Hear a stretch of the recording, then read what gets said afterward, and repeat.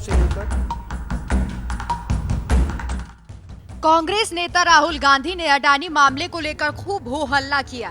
दोनों सदनों में कांग्रेस ने इस मुद्दे को लेकर मोदी सरकार को जमकर घेरा। जब राहुल गांधी की दाल कहीं नहीं गली तो इस मामले को लेकर वो जमकर बयानबाजी करने लगे, लेकिन राहुल के हाथ खाली ही रह गए। इसी बीच राहुल गांधी को सुप्रीम कोर्ट ने भी बड़ा झटका दे दिया है। अडानी मामले में सुप्रीम कोर्ट में सुनवाई हुई। इस सुनवाई में सुप्रीम कोर्ट ने अडानी को क्लीन चिट दे दी है। हिंडनबर्ग मामले में सुप्रीम कोर्ट द्वारा नियुक्त कमेटी ने अडानी ग्रुप को क्लीन चिट दी। सुनवाई के दौरान सुप्रीम कोर्ट ने कहा कि पहली नजर में किसी भी कानून का उल्लंघन नहीं किया गया है और सेबी की कीमतों में बदलाव की पूरी जानकारी थी। हिंडनबर्ग मामले की जांच के लिए नियुक्त की गई कमेटी की रिपोर्ट सार्वजनिक हो गई, जिसमें कहा गया कि अडानी ग्रुप ने शेयरों की कीमतों को किसी भी तरह से प्रभावित नहीं किया है। कमेटी की रिपोर्ट के अनुसार अडानी समूह की कंपनियों में गैर कानूनी तरीके से किए गए निवेश के सबूत भी नहीं मिले हैं। इसके साथ ही संबंधित पार्टी से निवेश में किसी भी तरह के नियमों का कोई उल्लंघन नहीं किया गया है। खबर के अनुसार कमेटी ने यह भी कहा कि अमेरिकी शॉर्ट सेलर हिंडनबर्ग की रिपोर्ट आने के बाद से अडानी समूह में खुदरा निवेश बढ़ा है और समूह ने भी हिंडनबर्ग की रिपोर्ट आने के बाद निवेशकों को राहत देने की कोशिश की थी। कमेटी का दावा है कि हिंडनबर्ग की रिपोर्ट आने के बाद शॉर्ट सेलरों ने मुनाफा कमाया। सुप्रीम कोर्ट कमेटी ने इसकी जांच की जाने की सिफारिश भी की। वैसे ये कोई पहला मामला नहीं है जब राहुल ने कोई मुद्दा उठाया हो और सुप्रीम कोर्ट में वो मामला गलत साबित हुआ हो। इससे पहले भी कई बार ऐसा हुआ है। नोटबंदी, पेगासस, गुजरात दंगा, राफेल, जस्टिस लोया केस मामले में भी राहुल ने देश को खूब गुमराह करने की कोशिश की, लेकिन राहुल के ये सभी मामले सुप्रीम कोर्ट में नहीं टिक पाए, जिसके बाद राहुल गांधी को शर्मसार होना पड़ा। कई मुद्दों पर मुंह की खा चुके हैं राहुल गांधी। नोटबंदी के फैसले के खिलाफ राहुल गांधी के साथ आप संयोजक अरविंद केजरीवाल, सपा अध्यक्ष अखिलेश यादव समेत कई विपक्षी नेता सरकार के खिलाफ लगातार मोर्चा खोलते रहे।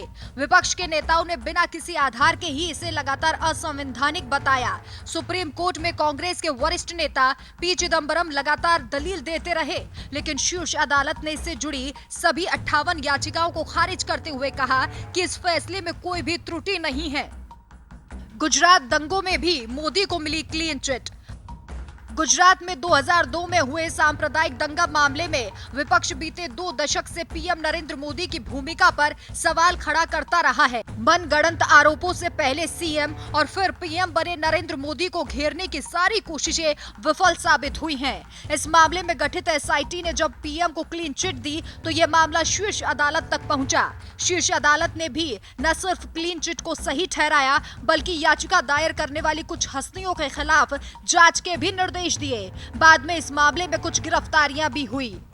राफेल मामले में भी राहुल को मिला झटका।